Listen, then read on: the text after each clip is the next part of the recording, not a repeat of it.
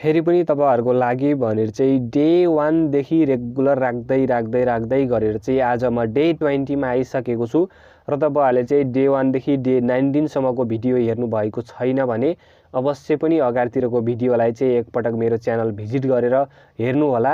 एकदमै इम्पोर्टेन्ट मिनिङहरु चाहिँ राखिरहेको छु है त।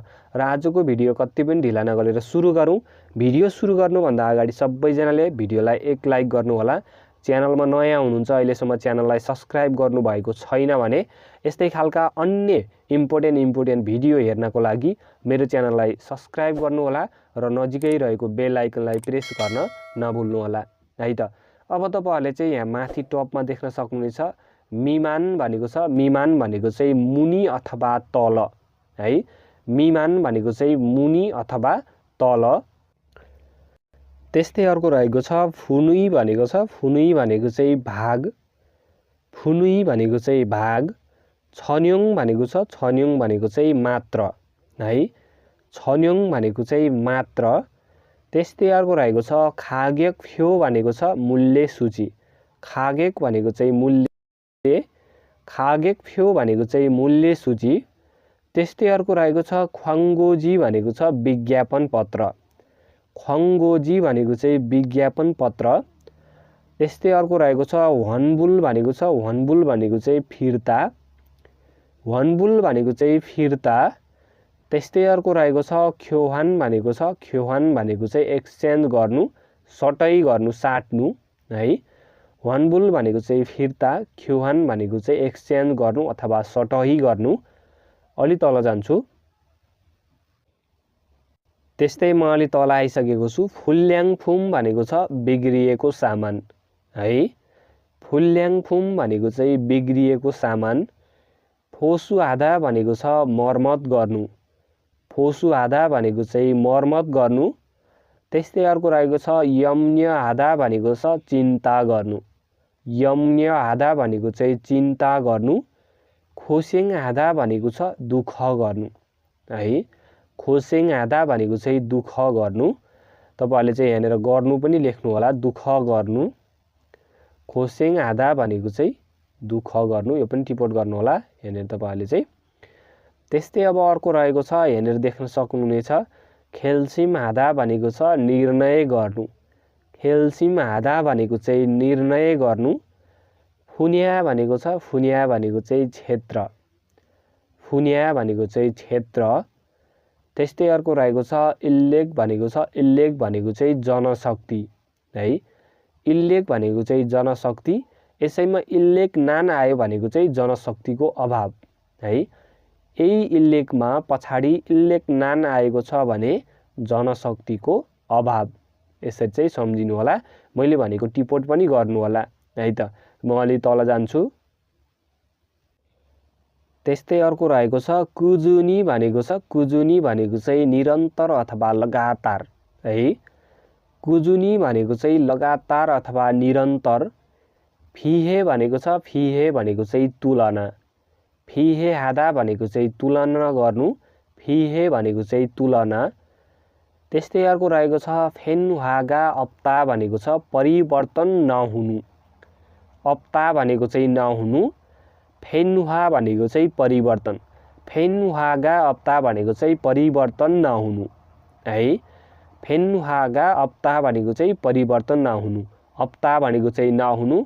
इत्ता भनेको चाहिँ हुनु भन्ने अर्थ लाग्छ। तपाईले त्यो पनि टिपोट गर्नु होला। सिल्सिआधा भनेको छ। सिल्सिआधा भनेको चाहिँ लागू गर्नु अथवा सञ्चालन गर्नु है। सिल्सिआधा भनेको चाहिँ लागू गर्नु भन्ने पनि अर्थ लाग्छ र सञ्चालन गर्नु भन्ने पनि अर्थ लाग्छ। तपाईहरुले चाहिँ त्यो पनि टिपोट गर्नु होला। सिल्सुआधा भनेको छ। सिल्सुआधा भनेको चाहिँ गल्ती गर्नु है। छालमत थादा भनेको पनि गल्ती गर्नु भन्ने अर्थ लाग्छ। सिल्सुआधा भनेको पनि गल्ती गर्नु भन्ने अर्थ लाग्छ।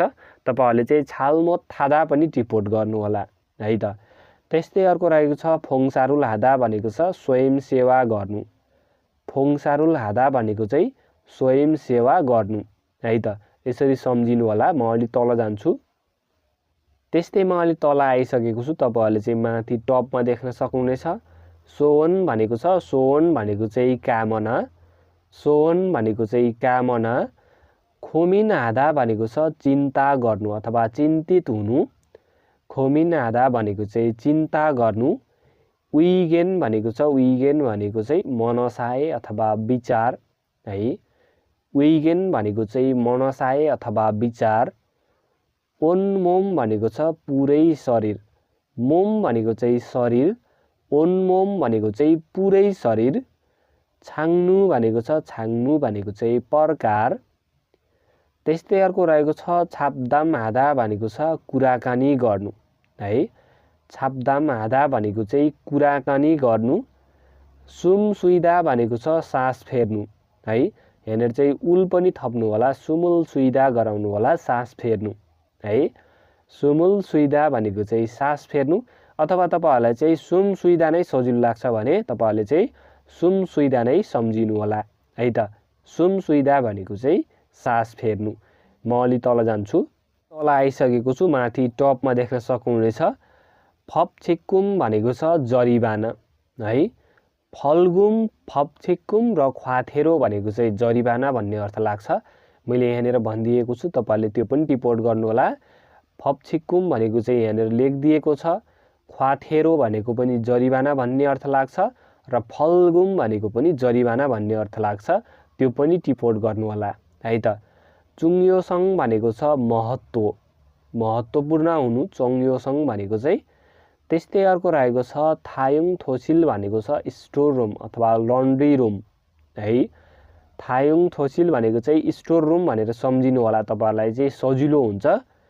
त्यस्तै अर्को रहेको छ छार्योसिल भनेको छ कुमेन्ट लेखेको छ, यहाँनिर चाहिँ सरी मिस्टेक भएको छ। तपाईहरुले चाहिँ डकुमेन्ट गराउनु होला है। यहाँनिर चाहिँ तपाईहरुले चाहिँ डकुमेन्ट बनाउनु होला, ड थप्नु होला अगाडि। डकुमेन्ट राख्ने कोठा है। त्यस्तै अर्को रहेको छ सेमेन्दे भनेको छ, सेमेन्दे भनेको चाहिँ बेसिन है। सेमेन्दे भनेको चाहिँ बेसिन। खेलगुवा भनेको छ, खेलगुवा भनेको चाहिँ रिजल्ट, खेलगुवा भनेको चाहिँ रिजल्ट। खोचिदा भनेको छ, खोचिदा भनेको चाहिँ मर्मत गर्नु अथवा बनाउनु। खोचिदा भनेको चाहिँ मर्मत गर्नु अथवा बनाउनु है त। म अलि तल जान्छु। त्यस्तै माथि टपमा तपाईहरुले चाहिँ देख्न सक्नुहुनेछ नानबाङ भनेको छ। नानबाङ भनेको चाहिँ तातो कोठा।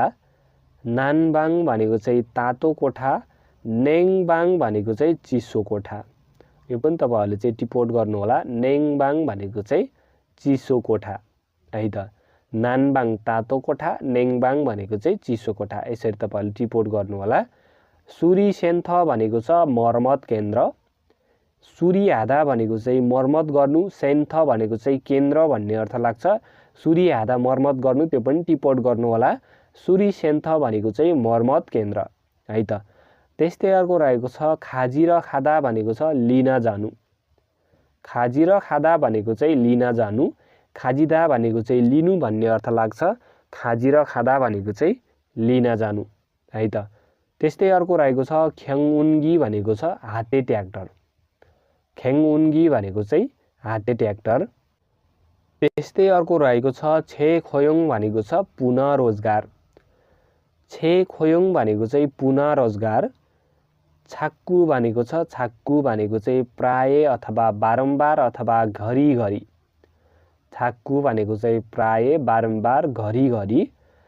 सन्बे भनेको छ, सन्बे भनेको चाहिँ सिनियर है। सन्बे भनेको चाहिँ सिनियर। हुबे भनेको चाहिँ जुनियर। त्यो पनि टिपोट गर्नु होला तपाईहरुले चाहिँ। म अलि तल जान्छु। त्यस्तै म अलि तल आइसकेको छु। तपाईहरुले चाहिँ टपमा देख्न सक्नुहुनेछ फान्जाङनिम भनेको छ क्याप्टेन है। फान्जाङनिम भनेको चाहिँ क्याप्टेन। फोइल्ल भनेको छ, फोइल्ल भनेको चाहिँ एउटा मेसिन हो, कोठालाई चाहिँ तातो बनाउने मेसिन हो फोइल्ल भनेको है। त्यस्तै अर्को रहेको छ यहाँनिर देख्न सक्नुहुनेछ छोछङ हादा भनेको छ निम्तो गर्नु, निमन्त्रणा गर्नु। छोदे हादा भनेको पनि निमन्त्रणा गर्नु, छोछङ हादा भनेको पनि निम्तो गर्नु, निमन्त्रणा गर्नु। सङ्म्यो भनेको छ, सङ्म्यो भनेको चाहिँ चिहान। सङ्म्यो भनेको चाहिँ चिहान। कोत्ता भनेको छ, कोत्ता भनेको चाहिँ घुसार्नु है। यहाँनिर टाइपिङ अलि मिस्टेक भएको छ, तपाईहरुले चाहिँ सच्याउनु होला। घुसार्नु भएको छ, यहाँनिर चाहिँ तपाईहरुले चाहिँ घुसार्नु भनेर चाहिँ लेख्नु होला है त। साहोए भनेको छ, साहोए भनेको चाहिँ सामाजिक, साहोए भनेको चाहिँ सामाजिक। अलि तल जान्छु, त्यस्तै म अलि तल आइसकेको छु, माथि टपमा देख्न सक्नुहुनेछ। फुम्जिल भनेको छ, फुम्जिल भनेको चाहिँ गुणस्तर है, फुम्जिल भनेको चाहिँ गुणस्तर। सुदोङ भनेको छ, सुदोङ भनेको चाहिँ बल प्रयोग गर्नुपर्ने अथवा बल प्रयोग गर्नु है। सुदोङ भनेको चाहिँ बल प्रयोग गर्नु। छादोङ भनेको छ बल प्रयोग नगर्नु अथवा अटोमेटिक भनेर पनि बुझ्न सक्नुहुनेछ। छादोङ भनेको चाहिँ अटोमेटिक, सुदोङ भनेको चाहिँ म्यानुअल है। छादोङ भनेको चाहिँ अटोमेटिक आफसे आफ हुने र सुदोङ भनेको चाहिँ आफसे आफ नहुने, म्यानुअल, बल प्रयोग गर्नुपर्ने है त। यसरी पनि सम्झिन सक्नुहुनेछ। फाङसिक भनेको छ, फाङसिक भनेको चाहिँ तरिका, फाङसिक भनेको चाहिँ तरिका। सुदो योगुम भनेको छ पानीको शुल्क है, सुदो योगुम भनेको चाहिँ पानीको शुल्क। मम छुदा भनेको छ, मम छुदा भनेको चाहिँ रोक्नु, स्टप गर्नु, रोक्नु है। मम छुदा भनेको चाहिँ रोक्नु अथवा स्टप गर्नु। यसरी तपाईहरुले चाहिँ यी मिनिङहरुलाई चाहिँ सम्झिनु पर्ने हुन्छ। यस्तै खालका मिनिङहरु चाहिँ धेरैभन्दा धेरै मैले अगाडि पनि राखिसकेको छु र तपाईहरुले चाहिँ डे 1 देखि डे 19 सम्मको चाहिँ भिडियो हेर्नु भएको छैन भने मेरो च्यानल भिजिट गरेर सबै अगाडितिरको चाहिँ तपाईहरुले चाहिँ हेर्नु होला। एकदमै इम्पोर्टेन्ट मिनिङहरु राखिरहेको छु है त। र साथीहरु आजको लागि भिडियो यति नै गरेको छु। भिडियोलाई स्किप नगरेर अन्तिमसम्म हेर्नु भएको छ भने भिडियो कस्तो लाग्यो त्यस्तै खालको सल्लाह सुझाव प्रतिक्रिया कमेन्ट सेक्सनमा आएर दिनु होला। र कोही साथीहरु च्यानलमा नयाँ हुनुहुन्छ, अहिलेसम्म च्यानललाई सब्स्क्राइब गर्नु भएको छैन भने यस्तै खालका इम्पोर्टेन्ट भिडियोहरु चाहिँ तपाईहरुले चाहिँ हेर्नको लागि मेरो च्यानललाई सब्स्क्राइब गर्नु होला र नजिकै रहेको बेल आइकनलाई प्रेस गर्न नभुल्नु होला है त। फेरि पनि यस्तै खालको इम्पोर्टेन्ट भिडियो लिएर आउने नै छु र त्यस भिडियोमा चाहिँ भेटौँला। खाम्साहाम्निदा, धन्यवाद।